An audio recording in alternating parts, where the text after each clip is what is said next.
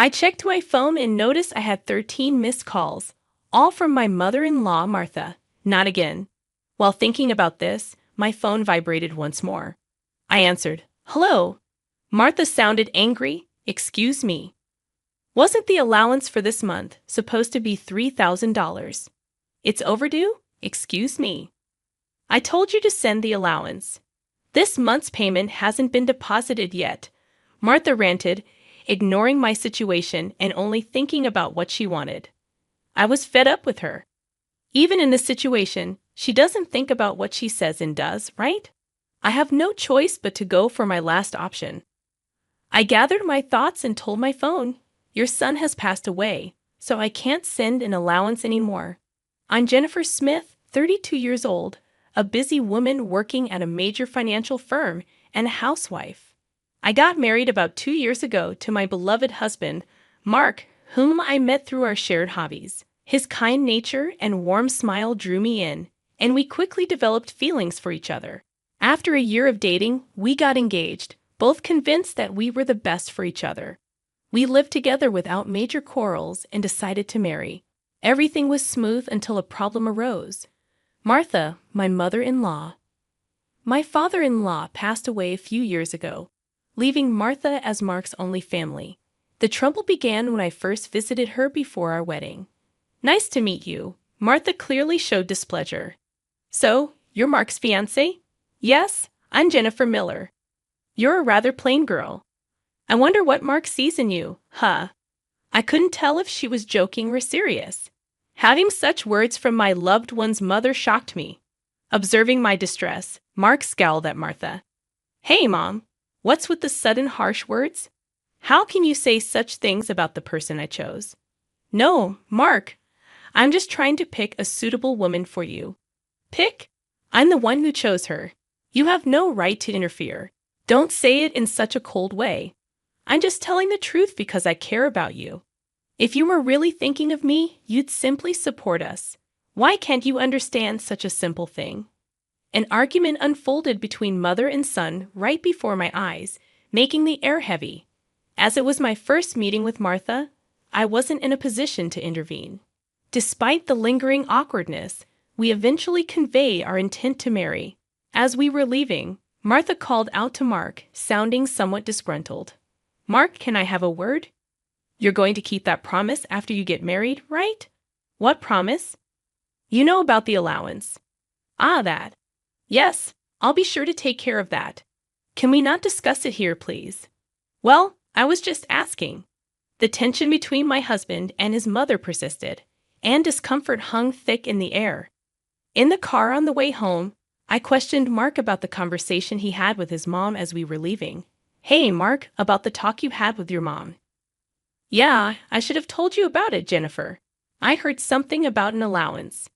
After my dad passed away, I've been sending money to my mom every month."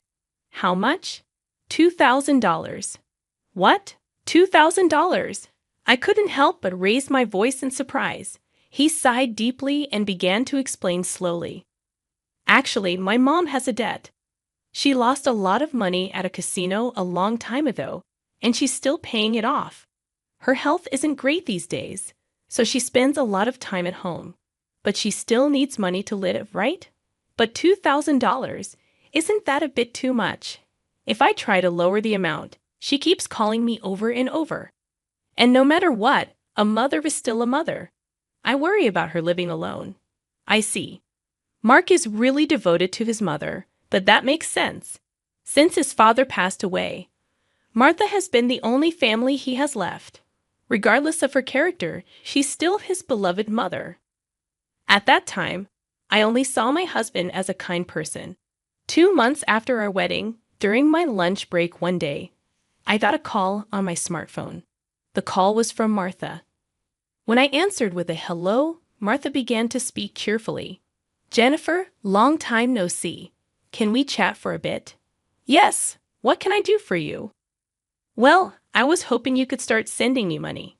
"Excuse me?" I was so taken aback, I couldn't find words to respond. However, Martha seemed excited to continue the conversation. "You mentioned before that you're working for a financial company, right?" That means you have a good salary, doesn't it? Well, not exactly. What, you're lying to avoid giving me money? That's not what I mean. Then what is it? But Martha, you're still receiving financial support from Mark, aren't you? To my question, Martha responded defiantly. So what? Jennifer sternly expressed her feelings. Martha, getting $2,000 monthly support is a big deal. And yet you're asking for more. Really? You think so? If you were to send me an additional $1,000, I could avoid burdening Mark. What do you mean by that? Well, I have Mark as a guarantor for my debts. If I fail to make payments, the debt collectors will go after him. Do you understand? But aren't you using part of Mark's $2,000 to pay back the debt? I'm short. I haven't told Mark, but I have a significant amount of debt. Martha's tone made it clear that this was a fact. Even her husband was unaware of it. With future plans of having children, our expenses were set to increase. On top of that, taking over Martha's debt wasn't an easy task. But if Martha's payments fell behind and the debt landed on Mark, the interest would likely accumulate significantly by then. If I refused to send money, it would eventually become a problem for my husband. It seemed better for Martha to clear her debt now. Reluctantly, I agreed to Martha's proposal. All right, I'll start sending you money. Really? Good God, Jennifer. I knew you would say that. The total, with Mark's contribution, will be $3,000. But this means you can pay off your debt, right? Yes, of course. I should be able to pay it all off in about a year. You promise, right? You'll make sure to pay off all your debts? I get it. So I'll be expecting it from this month onwards. Martha ended the call abruptly. The combination of physical exhaustion from work and this emotional burden only added to my stress.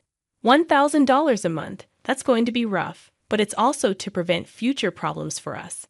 After all, if Martha can't make a living, it will upset Mark as well. That night, I promptly reported the matter to my husband. He told me I didn't have to do this, but I had already given my word to Martha, and it was a decision made for our future well-being. Mark expressed his gratitude and understanding, wearing a sorry expression throughout. Time passed, and 2 years have gone by. The financial support we initially thought would last a year is still ongoing, and even now, we're sending $3,000 every month to Martha. Moreover, about 2 months ago, Mark fell ill and hasn't been able to work. He's on sick leave, receiving disability benefits, but it's much less than his previous salary. Last month, I managed to transfer $3,000 to Martha from my savings, but if this situation continues, it will be very challenging. Shockingly, Martha has not visited her sick son even once. Despite informing her about his hospitalization, she doesn't show up and only contacts me to ask, "You're still sending the money, right?" I was furious and decided to talk to Mark about it. Mark, listen. Isn't it wrong that Martha is only concerned about money despite your condition? We need to seriously consider what to do moving forward. Yeah, I've been thinking the same thing. I don't want to put more strain on you, Jennifer. This month, too, she's bombarding me with calls and messages, asking if we've sent the money yet. Can you believe it? How could she focus solely on money when her son is unwell? Mark expressed his frustration at his mother, his face showing signs of weariness. Then, with a sudden idea, Mark exclaimed, "I've got it," and flashed a sly grin. "What is it, Mark?" I inquired. "Well, this is our last option. I've thought of something unconventional." "Yeah, for my mom." "What?" Mark proposed a plan beyond my imagination. While it might be considered inappropriate, it appeared to be the only way to get Martha to comprehend. A few weeks later, Mark was discharged from the hospital. Since Martha hadn't responded to any of our messages, we didn't inform her about Mark's release. In the past 2 weeks, Martha had persistently demanded the money. While Mark and I were enjoying a cup of tea, a message popped up on my phone. Upon checking, I saw 13 missed calls from Martha again. As expected, my phone vibrated once more. It was another call from Martha. "Hello," I responded, activating the speaker microphone so that Mark could also listen. Martha immediately started shouting. Listen, where's the $3,000 for this month? Excuse me, that's right. The money for this month hasn't been transferred yet. Do you realize Mark is now? I began, but Martha cut me off, saying, I don't care if he's in the hospital or whatever. It's none of my business. You're working at a good place, right? You must have plenty of savings. Hurry up and transfer it here. Martha was yelling angrily. Eventually, she said something unbelievable. Listen, since you married Mark, if he can't pay, you have to pay me. Understand? If you refuse, I'll make you the guarantor. Got it? At that moment, something inside me snapped. She was openly expressing her demands without considering our situation at all. I had reached my breaking point with her. I had no choice but to resort to the last option. I firmly declared into my smartphone, Mark has passed away. I can't send you any more money. At these words, Martha blurted out a baffled what. This was the final step that my husband suggested, to lie to Martha about Mark's death and observe her reaction. If she showed any sign of sadness, reflected on her behavior, and apologized, we would continue to support her financially. But if she didn't reflect and demanded money, we would sever ties completely. Deep down, I believed that even someone like Martha would deeply reflect on her actions if she were told that her own son had died. But in the very next moment, Martha burst into loud laughter.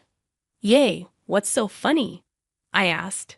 Well, isn't it obvious? If Mark is dead, that means his inheritance will be distributed to me too. Excuse me.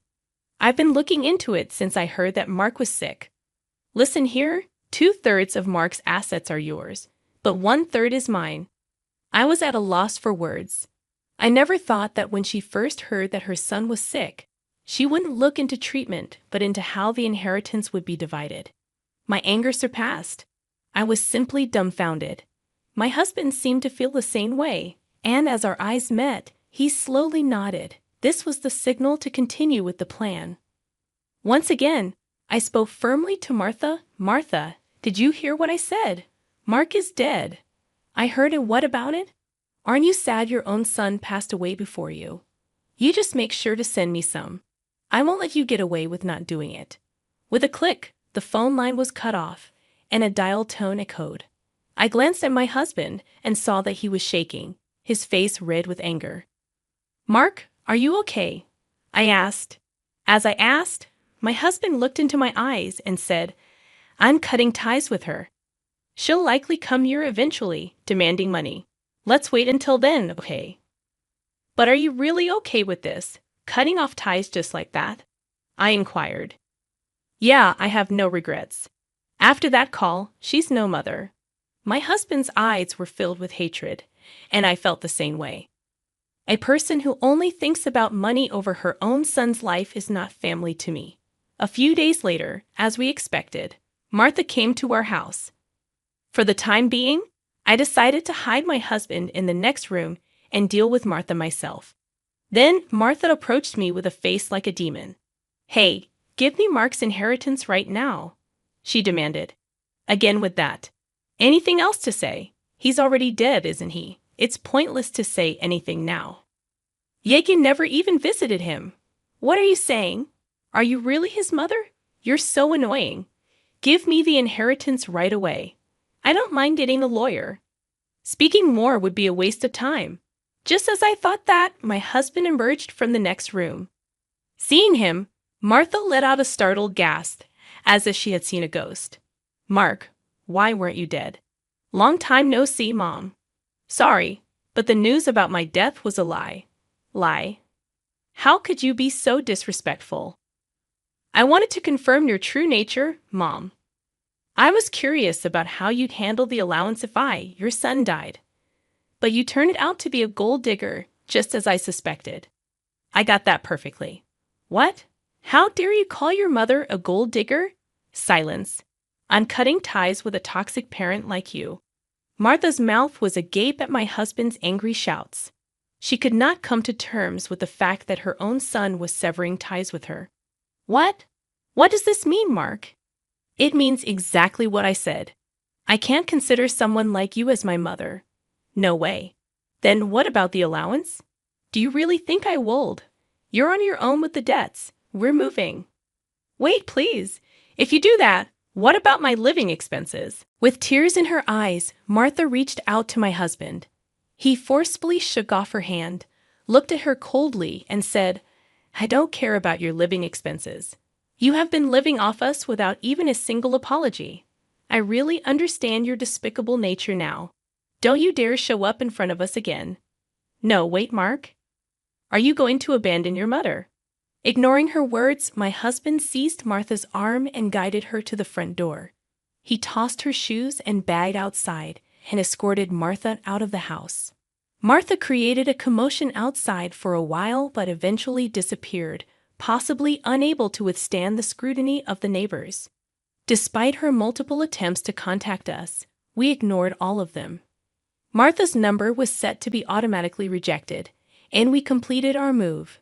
Regarding the issue of co-signing for the debts, it became invalid since Martha had made Mark the co-signer without his consent, absolving him of responsibility. Without the allowance from us, Martha seems to be leading a challenging life. It's only natural, given that she had been using the allowance for gambling instead of settling her debts. She still faces a substantial debt burden and is pursued by debt collectors daily. Unable to indulge in gambling anymore, she appears to be working tirelessly from dawn to dusk. It's unlikely that she will be able to fully clear her debts in the foreseeable future. She will have to keep working until she is physically unable to do so. This is entirely a consequence of her own actions. As for us, we are enjoying fulfilling days in our new home. My husband's health has stabilized, and he has returned to work. After some time, we discovered a new life growing in my belly. We are expecting an additional member in our family next year. Moving forward, we aim to cherish happy moments as a family of 3.